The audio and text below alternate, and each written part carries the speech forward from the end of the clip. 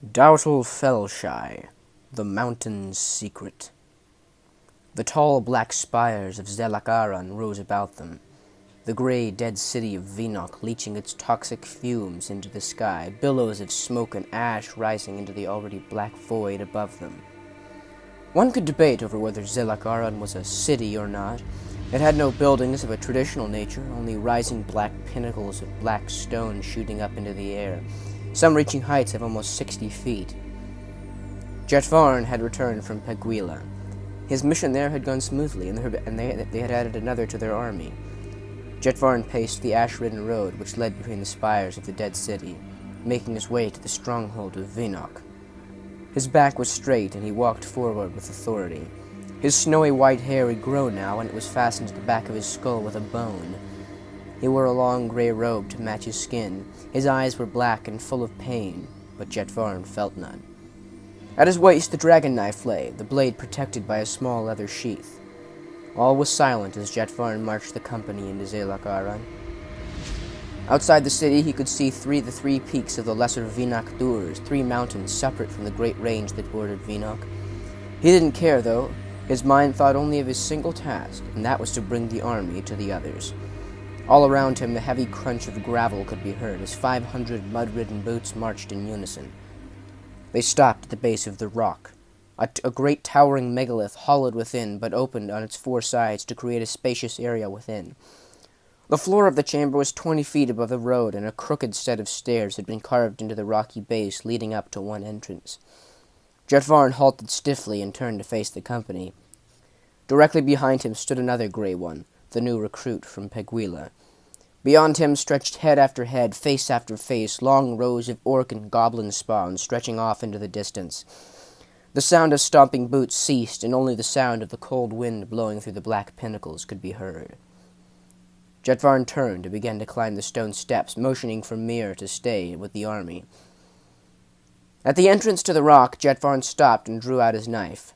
Within, he could see the others standing silently around a stone table, smoking black eyes staring at him unblinking. Drawing out the dragon knife, he slid the blade across his forearm, cutting deep through the gray skin. He didn't flinch. A steady stream of thick black blood oozed from his arm. Taking a step forward, he smeared the blood over the stone wall to the left of the entrance, staining the stone a deep black before it suddenly had faded, as if the stone itself had sucked the blood in. Dawtal stepped inside. The gray ones within stared at him as he approached. When he reached the table, he gave the briefest tilt of his head towards each of those around him. They returned the favor. "Makadar said," questioned Dawtal. His tone was deep and throaty, his speech dark and carried with it no mercy. Slowly, another of the 5 who stood around the table spoke, his speech a rasping whisper as if his vocals had been strung tight within his throat. He said, indicating the city on a map spread before them. Dawtal remained dark, standing still above the table, yet a tiny memory of his human life flashed briefly before his eyes like a gray wisp of cloud, a flickering face before him. Blonde hair and a golden circlet upon his head, cold blue eyes, and a young face. Then it was gone, vanishing from his thoughts as quickly as it had come. He didn't know who the boy was, but something within him stirred, and a feeling of loathing swept over him like a wave, and above all else he wished to kill the boy. His hand gripped tighter around the knife at his knife hilt, yet all else remained motionless and void of emotion. After a long silence, the largest of the 5 spoke, a deep guttural tongue of Weyhak'duram which reverberated off the walls of the rocked interior. "Let homol yoms demaka," he uttered. "The boy must die." He who spoke was the only one who outranked Dawtal. Turning his head, Dawtal looked at the one's left hand. Upon the middle finger lay a green ring, small leaf-like patterns swirling around its surface. Dawtal had the dragon knife. The holders of the seals commanded the armies, yet Urkan, as he was known, was his elder, and the one who had raised him from the darkness and allowed him to transcend the world of men. He could see it all now. It all made sense. He understood who the true God was, and he was imprisoned beneath the earth. They stood around the table, while Urkan assigned flanks to each of those present in the rock. Urkan would command half the army, and he the other. The 5 departed with few more words. They were the gray ones, They had no use for unneeded words. They knew their orders. They came from the great master, the master they would set free. The army of Venoch was innumerable, tens of thousands of Zenarians from the mountains, commonly known as the Clackers. Beyond that were some 6,000 orcs and goblins gathered from rust villages and mines along the Black Peninsula. Even a few hundred human soldiers had been brought from some demon-worshipping slave traders in the Isles of Buell in the southeast. Jedvarn stood before his army once more, Mir at his left side. "Forward, march!" he screamed in a rusty, twisted version of the common tongue. "Hoo! Hoo! Hoo!" grunted the thousands of orcs together, and as a dark thunder rumbled overhead, the armies of Venoch marched for war. Hradas's dreams were troubled. He'd hardly slept for nearly a fortnight, yet he knew that he would need his strength for the battle to come. In his dreams, a great white tiger was chasing him, its maw full of glinting teeth. Hradas was running, calling for help, but there was no one else, just an open plain before him. The tiger was whispering. "The crown, the crown," it called. The tiger would catch him. He could feel its hot breath on his calves. Then a blinding pain struck him in the chest, and he looked down to find the end of a knife protruding from his left breast. Blood sprayed. He fell. And as he fell, Hradas felt the sun crown topple from his form, tumbling away in the short golden grass. Laying on the ground, he looked upwards as blood poured from the wound. There was no tiger, just a tall man in a flowing gray cloak. White hair outlined his streaked features as the man picked up the fallen crown and placed it atop his head. Hradas recognized him from somewhere long ago, but the pain was so great he couldn't recall a name. As a white light spread before his eyes, the face changed for a split second, and Hradas saw. "Hello, brother," it said. Hradas sat bolt upright in bed, sweat pouring down his face and back. It was still dark within his chamber. Above him stretched the curtains of a large canopy bed. Across the room lay the bronze door which led into the west tower of Puka's inner defense wall. The room was spacious and moderately decorated. A carven wooden wardrobe and a squat nightstand with a potted plant on its top. Across the room was a large painting of religious art, beneath which sat a desk and a chair. On the desk lay a stack of letters, some from Lord Tinan of Peguila, who had arrived with his men late last night, others from Lord Drakon Kethvar and Callio, who claimed he and his men would meet the king on the battlefield. This was fine if they carried through, but Hradas was counting on them, and he couldn't afford to have them not show up or arrive too late. He had no reason to suspect Kethvar's loyalty. They were on good terms, and they both were at war against the same evil. All the same, it made Hradas nervous to know that the men would not be there before the battle began. Taking deep breaths, Hradas slid from the bed and walked over to a stone wash basin and mirror on the wall to his right. Hradas stared at his reflection in the mirror as he splashed cool water over his face. His young features were lined and strained, his eyes were red and bloodshot, and he found himself shaking. "Hello, brother," it had said. Jedvarn, he thought, recalling his conversation with the witch the 2 days prior. "He's the one to kill me," he thought again. Taking a drink of water from his hand, he moved over to the closed drapes of the high window and threw them open. It was early morning, the sun just barely having risen over the top of the horizon. Yet to the east, Hradas could see dark clouds rolling outwards from the black land. The window faced north, and Hradas stared out at the sun-bathed city and out into the glowing plain and lake beyond, allowing the warmth of the sunlight to sink into his flesh and revive him from his nightmarish state. Thinking of the dream again caused Hradas to spin and look back across the room to the nightstand where sat the sun crown. He would have to keep it close, he thought, walking over to it and slipping it over his skull. It fit perfectly. It always fit the wearer perfectly, no matter the size of the skull. Maybe it really was magic, he thought. Yes, it was magic, he thought, recalling the witch and her knife.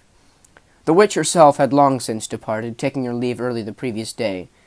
His advisors had warned him not to let her go, but he didn't care. She had been helpful in her own way, and he had learned that it was best just to let her do things her own way. He sighed, looking back through the window once more. It was so beautiful, the sun glinting off the roofs of the silent red city. How was it that there could be so much evil out there, he wondered to himself. He had the plan worked out, of course. He had spent the better part of last night conversing with Tinan and their top officials about the nature of their attack. They had agreed upon the banks of the Xandar. Both he and Tinan agreed it would be the best tactic. According to the reports gathered in Calliope, the majority of the Blacklands forces would be on foot and with melee weapons. They would likely have few archers. That gave Hradas a great advantage. Hradas had no need to cross the river. He was here to defend the kingdoms against the evil, not to invade anything. Therefore, the enemy must be the ones to cross the river if the war was to continue. Given this, all his forces would have to do would be to fire arrows into the opposing forces as they attempted to cross the mighty river. The river itself would be their greatest weapon, of course. Hradas presumed that hundreds, if not thousands, would be killed attempting to cross the river. The river was huge and mighty, and it was nearly uncrossable. After dressing, Hradas left the room and walked into the city, the sun still low in the early morning sky.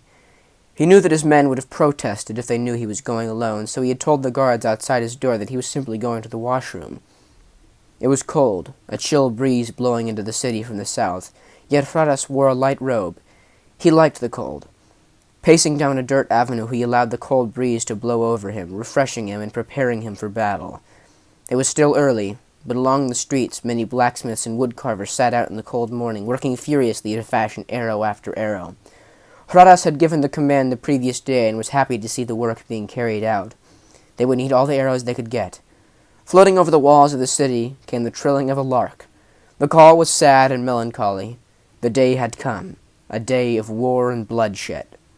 Hradas shuddered and turned back towards the keep.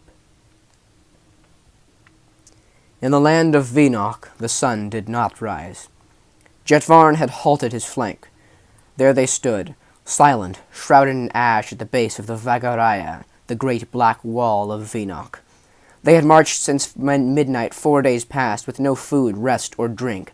But the army was not that of humans. This was the army of darkness, the force that would crush the realms of men, and Jetvarn would lead the charge.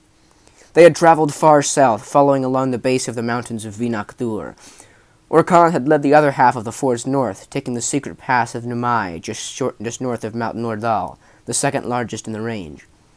Now they stood at the base of the wall. It was huge, stretching up for hundreds of feet above them. Its surface was a shimmering black, metallic in color. The top was not visible through the gray clouds and smoke above them.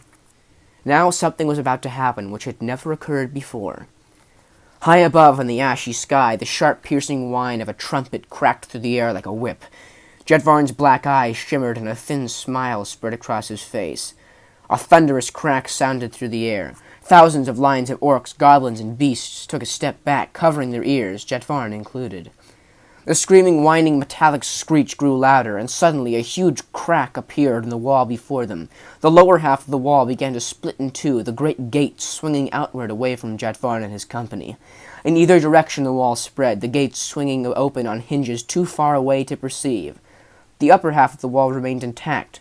There must be some orc rangers or something up there, Jetvarn figured. It seemed an age before the grinding gears came to a screeching halt. All was silent. Swirling clouds of ash were blown about in the wind. Beyond the wall, the view stretched directly across the Xandar, and the fort of Gwyneth was a twinkle in the distance. Long white hair ruffling in the wind, Jetvarn turned to face the army, his gray robes swirling about him. He spoke a few quick words to Mir. The gray one nodded and moved off to command one regiment. Jetvarn surveyed his force, a small smile flickering across his rough gray-skinned face. Suddenly his crying yell shot through the air over the heads of the orcs before him, the shout ringing out over line after line of soldiers. And with this, the army of darkness left the Black Land. Hradas sat upon his horse. The wind was in his hair, the crown upon his head. Beside him rode Lord Tinon, and on his left was seated Lord Drakon Kethvar of Calliope. The tides were in his favor. King Hradas I of Weimar stared coldly over the raging waters of the Xandar River, a dark sky rumbling overhead. Across the water, the enemy was staring back.